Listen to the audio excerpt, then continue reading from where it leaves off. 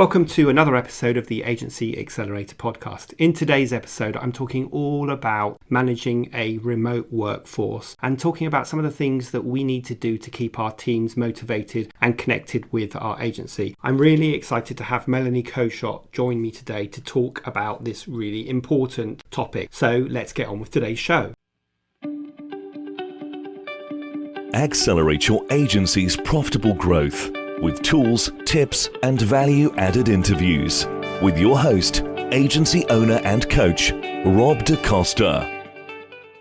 And welcome to today's episode of the Agency Accelerator Podcast. I'm really excited to have with me today Melanie Coeshott from Blue Diamond. Now, Melanie is a career coach, and I was really keen to talk to Melanie about managing a remote workforce, because this is something that has been forced upon a lot of us. And so I was keen to talk to somebody who's got some experience of working both with the individuals and perhaps with the companies as well. So Melanie, welcome aboard. And do you want to just give us a little bit of a background on yourself and what you currently do and who you help? Yeah, thank you. So my name's Melanie Coeshott. As you've said, I am a career coach and I operate under the Blue Diamond brand, which is my own company. Now, I work with lots of different people, but primarily the people that I work with are people that have been working in a professional capacity, and they've often been working in their roles for maybe 2 decades or more, and everything's been okay until the point where it isn't. And sometimes actually that point where they need some help is maybe they're looking to get a promotion, or maybe they're looking to move roles, or maybe they're looking to move organizations. And they've not had to do this before, and all of a sudden they've got some challenges on their hands. So I help people to thrive in their current line of work, or I help them to identify and find their next challenge as well. So actually that's another reason why people might come to me, is they're looking to maybe do something different. And that doing something different could be a new career. It could be going to a whole new organization and having to navigate that. Or it could be that they just don't know what they want to do. They just want to get away from what they're doing as well.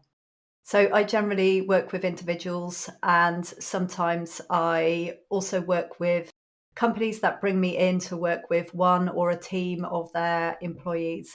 But generally it's helping people to, move on or move up or expand into a new capacity as well. Yeah, I'm sure a lot of our listeners will be able to relate to that kind of crossroads point in their career, which led them probably to decide that actually the next career step for them was to start their own business. And I think a lot of us probably relate to that fact that they were in a job that wasn't going anywhere, or they were frustrated about their career path or how the agency or the business was run. So they thought, I know I'm going to go off and start my own business. And of course, it takes quite a lot of courage to do that. So having someone like you at their side to kind of eke out from them what they really want and what gets them out of bed every day. I think it's really interesting that a lot of people, especially kind of people who've been in a job for a long time, forget the fact that they're allowed to enjoy what they do. And they kind of end up thinking, I'm just in this job to earn money and it's secure. But of course, that's not enough, is it, in the long run? No, it isn't. I mean, and sometimes that is enough for people if they're motivated by money, or if they're motivated by, security, financial security or stability for their family situation. But I think many of us reach a point in our lives, and it often happens to us in our 40s or 50s, where we're thinking, well, actually, isn't there more to life than this? And are we just working to live, or actually shouldn't we be? No, are we just living to work, or should we be working to live? And actually, many of us take that time then to think about, well, what is it that I really want? And I think the lockdown over the last year has given so many people this opportunity, but also the catalyst to do this as well.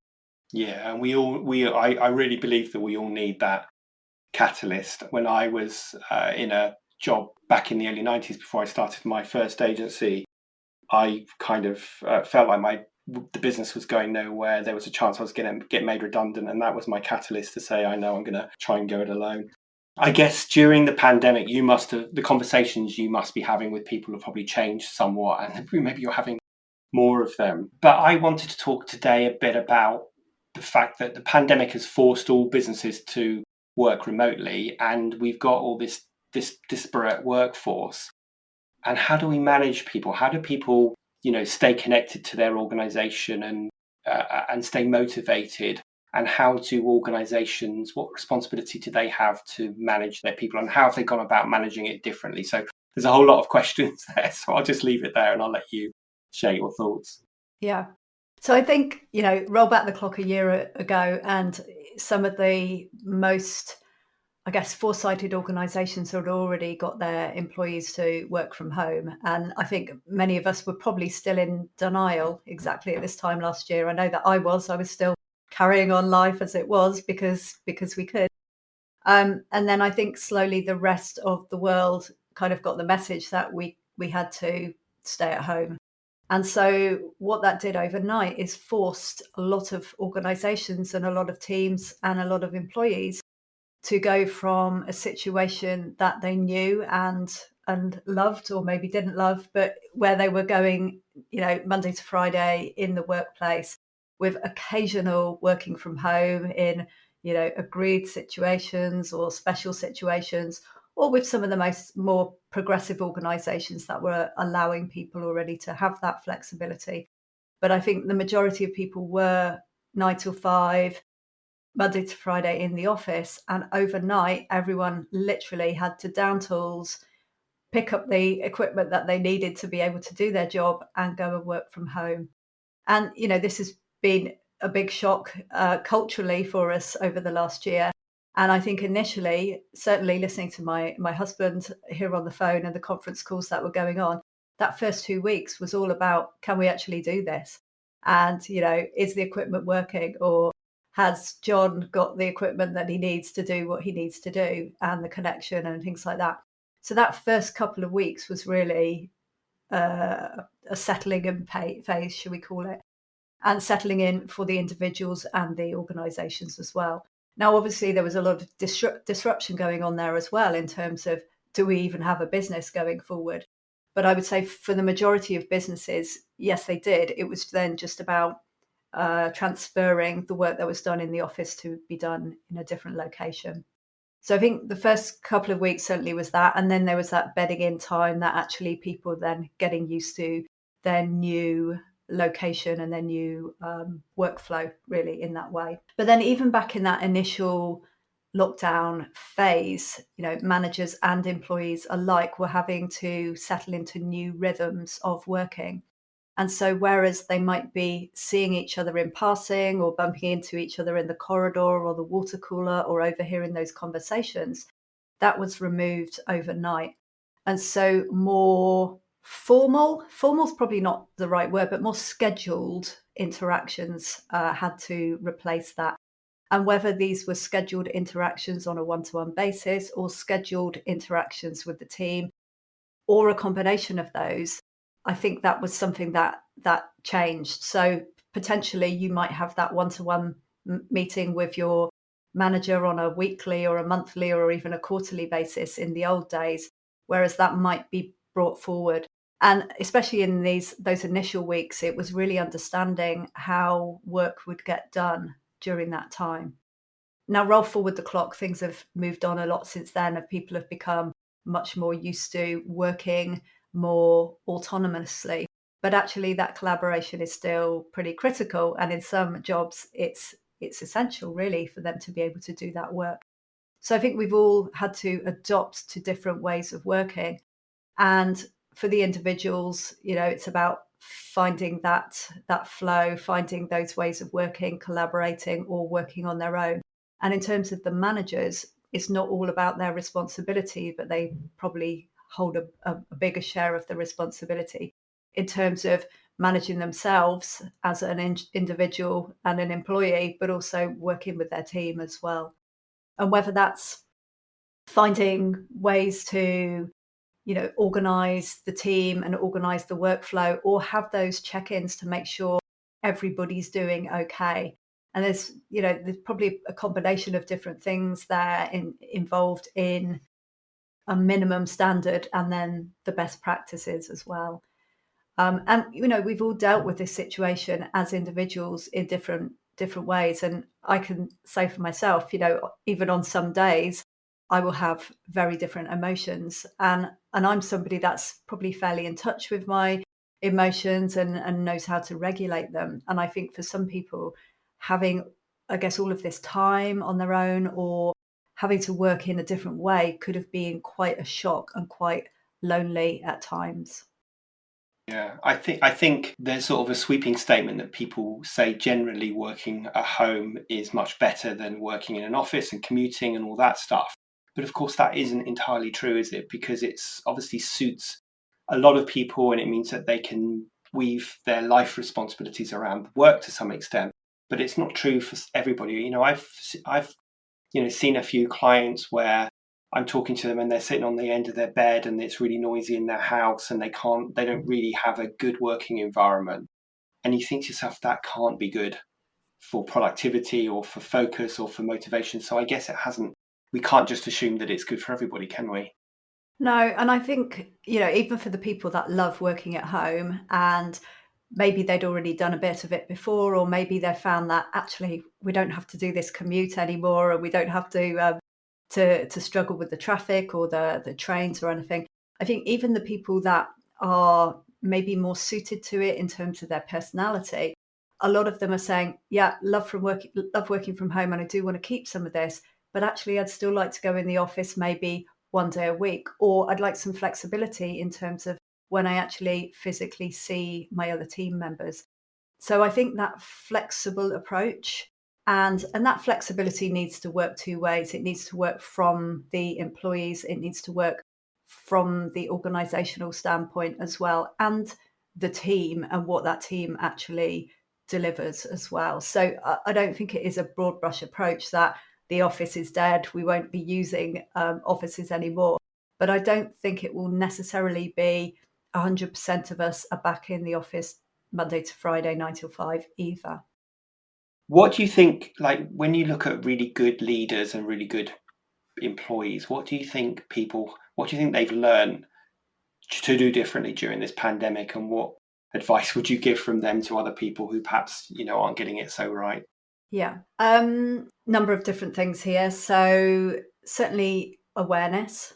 So self-awareness and also awareness of their colleagues or other people in their team. And this often starts from us ourselves with understanding, well, how am I feeling, or how productive am I being, or whatever. So it's, I guess, asking ourselves some questions first and foremost. But then, whether we have management responsibilities or not, we all interact with others to a greater or lesser extent.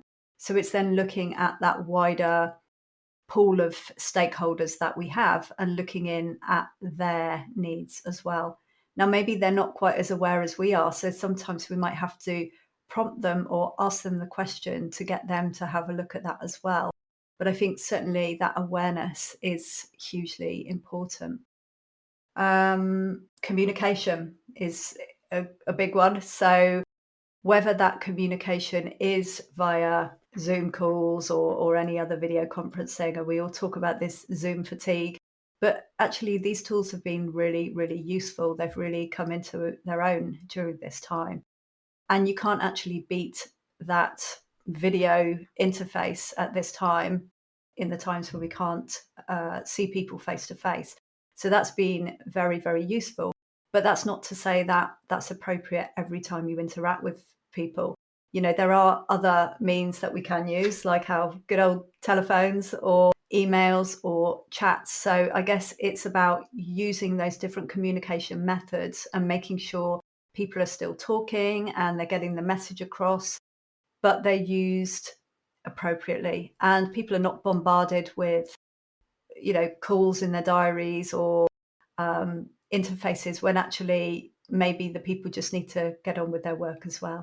So there were some expressions about, oh, you can never communicate too much. Well, I think sometimes you can communicate too much. So it's looking at the appropriateness of the types of communication and the frequency of them as well, but making sure that the people in the team all receive, the same information as well, because what you don't want to be doing is talking to some more than others, and then poor old Jill, she's not involved in any of the discussions, and how could she know what's going on, and how can she feel part of that team? So communication, definitely Yeah. important as well. And just, I think, looking at the human Yeah. side of people as well. So as you said earlier, you've had meetings with people where they're sat on their bed and whatever. We are dealing with humans here. At the end of the day, our biggest assets are often our people. And we need to, respect that actually these people are human beings, and they do have lives, and they do have feelings, and they do have other responsibilities. Now, you can't unsee or unlearn some of these things that we've learned about our colleagues during this time. So I think that humility and that humanness is really important to definitely take into consideration while we're still in this crazy lockdown situation, but to not lose that going forward as well. Yeah, it's a few things to pick up on there. I don't know that it's you that posted this on LinkedIn or someone did, but they posted some stats about how we communicate, not just verbally but visually as well, and it explained why a lot of people suffer from Zoom fatigue, because I feel like you have to concentrate so much harder because you don't have all that body language and all those other cues that you would get if you were literally sitting in a room with someone. I'm interested to know your views on, like, where does the responsibility for some of this stuff stop with the employer and get passed on to the employee? Because I guess that's a very grey area at the moment. Like, what's my responsibility as a manager to constantly make sure my team are okay versus my team members sticking their hand up and saying, hey, I'm not okay? I think it's a very grey line, as you say, or a grey area. And actually, it's a joint responsibility. So as the individual, they're the ones that are closest to what's going on in their situation and their lives. So it's definitely, to a certain extent, up to them to flag this. But as the manager or the leader of a team, it's up to you to provide that comfortable space, that safe space where people do feel safe enough to put their hand up and say, actually, it's not okay today or this week or whatever, or I need something different, or I need some help. So I think without the manager or the employer creating that space, the individual might feel reluctant or scared, or they might not feel that they can. And it's about giving them permission ahead of time, setting up that space to allow them to do it. And that's not just one off, right? You can come and talk to me, but just reiterating actually that it is there, and maybe they don't need it now. Maybe they'll need it in a month's time or in 6 months' time. But it's about creating that safety. Yeah. So let's sort of, on that topic, let's dig a bit deeper. And clearly, a lot of people have suffered with mental health challenges during the lockdown, and I think they're going to suffer it even more. I had a really interesting reaction when in the UK they announced the road path to getting out of lockdown. I thought I would be completely euphoric, but actually had a really strange reaction to it, and I don't know why. Perhaps it's partly because I've got so used to being antisocial and stuck in my house, and so I don't think when we come out of lockdown that the mental health challenges are just immediately going to go away. So what are you seeing when you're talking to your clients? What are some of the topics and the themes that you're seeing happen Mm. around mental health? Yeah, and I agree. I don't think it's going to go away. I think some of these challenges are going to be long lasting, and I think some of them might only arise after the fact as well. So I think, to a certain extent, a bit like, when you've been working really hard and then you go on holiday and then you get ill. I think there might be some situations where after the fact things things come out, and whether that's associated with the children or, you know, and it's not just kids and working parents, it could be anything. I think the fact that we have essentially lost a lot of our free will over the last year in a way that none of us could ever have imagined, I think there will be some longer lasting consequences. So I think it is something that will need to happen gradually. And I think, again, organizations being understanding of that. And it's not going to be a one size all approach, because it's, everybody's going to deal with things in different ways. But I guess it's about being flexible and giving people permission and showing that understanding, and not just giving lip service to it, but actually opening doors and allowing people to express something or keep it in, or having, mental health days or things like that. I think as a society, there has been a big shift over the last couple of years anyway, in terms of being more able to talk about these things. But I don't think we're quite there yet. And I think, certainly some of the more progressive organizations definitely are getting ahead of the game. So I know somebody that has recently been appointed as the full-time well-being person for that organization, which is fantastic. Now the thing is, it's a big organization and there's only one of her, but it's a great step in the right direction. And actually that organization is also having a kind of community outreach aspect to it as well. So that woman who's doing some amazing stuff within her organization is also got some kind of community related role. Now that cannot fall on one person, but I think it is a good step in the right direction. And I think other progressive organizations will be taking this seriously as well. And whether it's having internal people with some of those roles and responsibilities, or it's bringing outside people, or having access to counselors and things like that. A lot of it is about creating that safe space, but having a positive intention and allowing people to voice any concerns that they might have. Or, in the same way that if you're sick, you should stay at home. Sometimes if you're not feeling right, maybe that's an opportunity to take some time out away from the desk or the computer or going into the office, in terms of sometimes if you give people some time out, some time to deal with something, that's much better than them carrying on and burning out and then needing a lot more time off and having a lot more kind of bigger consequences as a result. So I don't necessarily think it will be something that shifts overnight, but I do feel hopeful that it's brought a lot more of this into the attention of businesses. It's such a hard one, isn't it? Because if you're a SME agency owner and you've got 5 or 6 staff, knowing where your responsibility lies with this versus, I always say to people, look, we employ adults, we should expect our staff to behave like adults, but knowing where that line's drawn.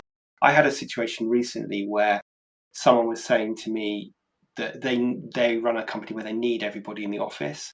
And now there's this roadmap out. They've announced to their staff that they need to be back in the office from whatever the date is. And they've got a member of staff saying, I don't feel safe about coming back to the office. And it's like, well, that's what we need you to do. And they were asking my advice, and it's a difficult one, isn't it, to know what to say, because I don't know, if you need people in the office, if it can't be, it has to be predominantly office based, and that's what that team member needs to do to be successful, then it's difficult when they turn around and say, well, actually, I don't feel comfortable coming back to the office. Yeah, no, that is a challenge. And I think partly going back to something that we said earlier, it's around flexibility. So actually, does everybody need to be in the office every single day, or are there shades of grey and flexibility in terms of, if that person isn't feeling safe, is there a way that bridge can be closed a bit, or that gap can be closed in terms of helping them? So I guess a lot of these things do start with conversations. What is that safety related to? Is it to do with the travel to get there, maybe in public transport, or is it actually being in the office? It's trying to understand where those concerns come from to be able to help and support that person. And actually, sometimes there's a shift, isn't there? So historically, we have, I guess, compensated people and rewarded people for the time that they've spent working on something. But actually, a lot of us are salaried people, and what we deliver is on a bigger scale than actually the number of hours that we work. So maybe more outcome based goals and compensation associated with that, rather than that traditional clocking in, clocking out on a weekly basis or daily basis. Yeah, God, I couldn't agree with you more on that one. It's crazy I remember when early in my career, and I was in that typical situation of sitting at my desk and waiting for my manager to go home before I went home, just because, keeping up appearances. And yet no one's to be judged on how many hours they work. Like you say, they should be judged on the quality of the work. Talking about this, let's just move on to sort of the last thing, which is a bit of sort of crystal ball gazing, which of course we know is completely impossible, given no one could have known a year ago what was going to happen. But if you were looking forward, say a year from now, and we were sitting here in March 2022, what do you think the world, in terms of, the working environment and the individual, what's it going to look like, do you think?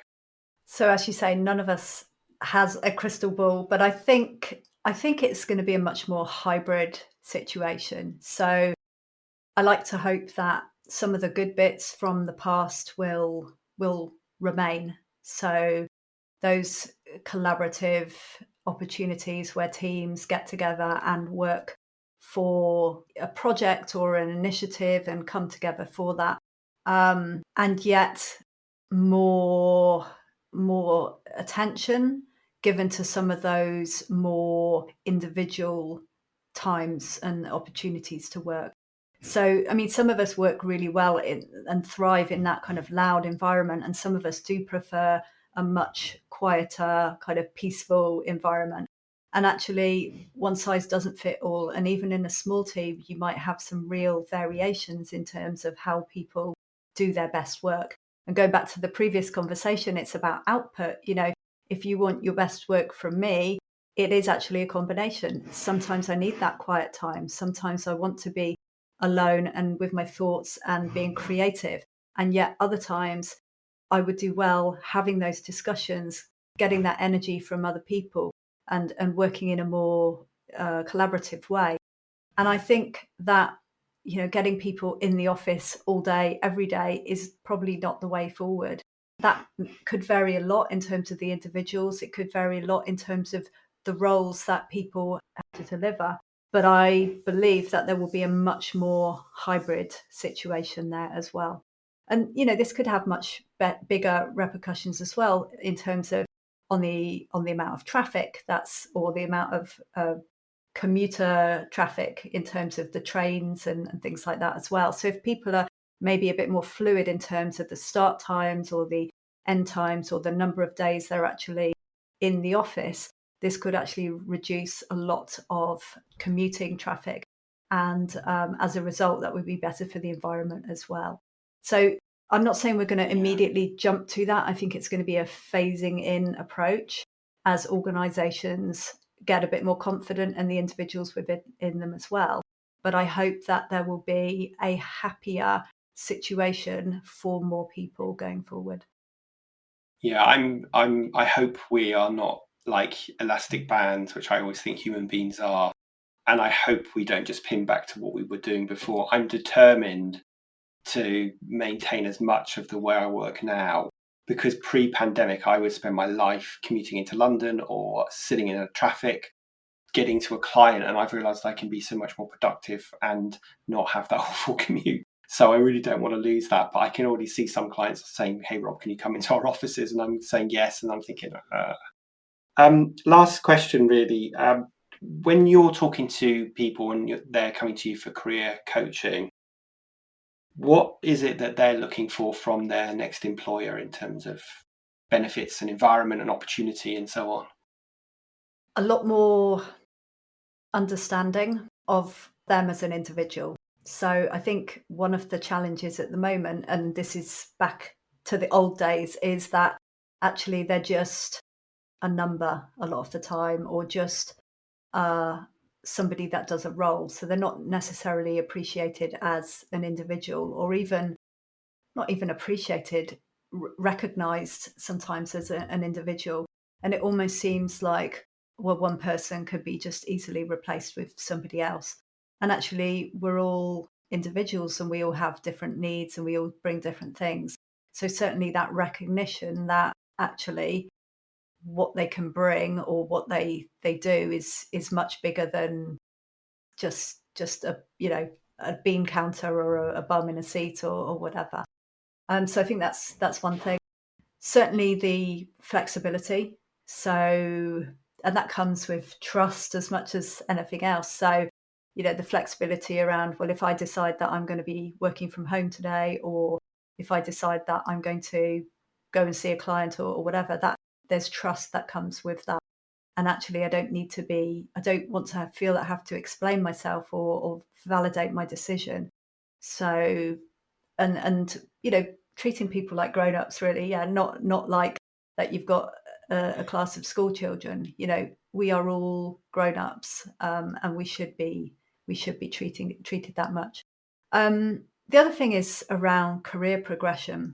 So certainly a lot of companies talk about, opportunity and training, and they kind of throw a bit of money at it in terms of providing budgets that people can get some training.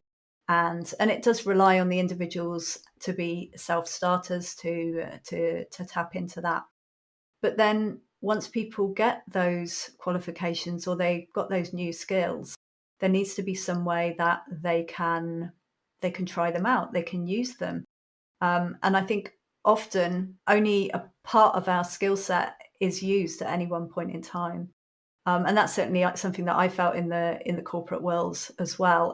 But it's a discussion I've had with a number of my clients recently.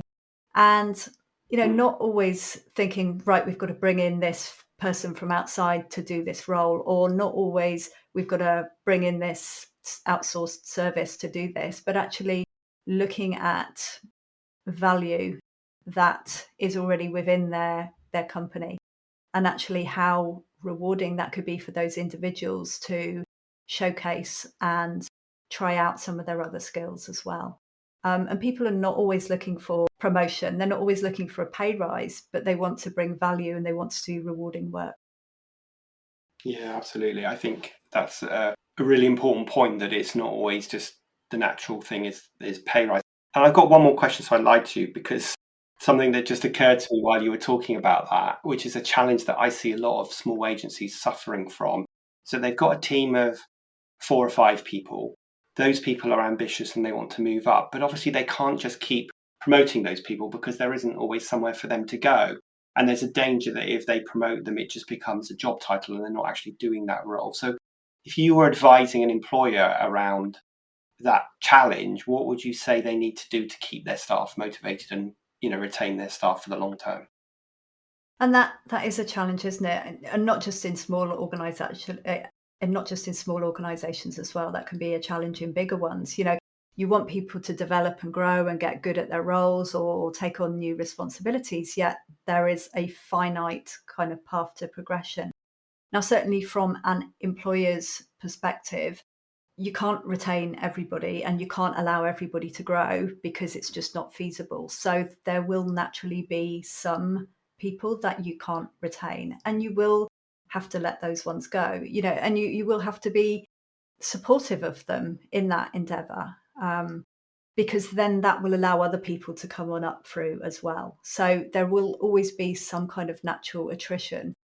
But I think for the ones that do want to stay, it's about finding different ways to support their development. And again, going back to what is it that they're after? It's not always a promotion. It's not always a job title. It's not always a pay rise. Sometimes it is those things, but a lot of us just want to do a good job and be recognised for doing a good job, or we want to be given different opportunities to learn new skills or to experience new things. So I think understanding what it is that people are looking for and to then look for ways to accommodate that. Now, that doesn't mean that you can accommodate everybody's wishes 100% of the time, but to the extent that you can tailor that then to the needs of the organisation, but the needs of the individuals as well for that optimal position. Yeah. And I think there's a good point there that you said, that you can't always keep everybody. And in fact, I think for a healthy organisation, they need a certain level of turnover just to bring new blood into and change the dynamics a bit. So last question then, which I ask all my guests, if you could go back in time and give younger Melanie, who's just starting out in business, a piece of advice, what would it be? So I believed for a long time, and I don't know where this advice came from, but I believed that a good job would speak for itself. And actually, it took me a long time to realize that a good job doesn't speak for itself. You can do the best job in the world, and actually, if nobody knows that you're doing it, or if the right people don't see that you're doing it, then you can just sit there doing your good job for a long time. So actually, look for ways to make sure that the right people know that, and that doesn't mean you've got to be going away around blowing your own trumpet all the time. But I think there are definitely ways where you can make sure that you're getting the right exposure or informing the right people of what you're doing. And the other thing is, don't wait till somebody comes and taps you on the shoulder. Yes, it happens sometimes, and I've been in that fortunate position, and I've also been frustrated by other people who have been tapped on the shoulder. But actually, the biggest movements for me have been when I've got off my bottom, out of my chair, and gone actually and found those opportunities. And sometimes they were there waiting to be discovered, and sometimes I created them as well. So yeah, a good job doesn't always speak for itself, and don't wait to be tapped on the shoulder. Good advice. And I think that advice applies whether it's you as an employee or even you as an agency with your clients, because sometimes we have to be good at doing our own PR to make sure that all the right people know what a good job we're doing. And like you say, you can't just sit back and assume that everybody will notice, because that's not how it works, is it? Mm-hmm. That's and it's good because we've not had that as a piece of advice we give ourselves before. So it's always good when I hear something new. So last thing, if people wanted to find out more about Blue Diamond or about Melanie, where would they go? The most obvious place is probably on LinkedIn. So I'm Melanie Coeshott, nice and simple. You can find me on there. I have a little gem icon next to my name, so you can't miss the fact that I'm Blue Diamond. You can also come to my website, which is bluediamondcoach.com. And yeah, there's lots of different information on my website, so you can get a better flavour for the things that I do, both for individuals and for organisations as well. Fantastic. So we'll include all of those links in the show notes. And I just want to say a big thank you for joining me on the Agency Accelerator podcast today and sharing your thoughts on, the world of remote working and, what responsibilities businesses have got towards their staff and the other way around as well. So I really appreciate your time today. Okay, thank you very much.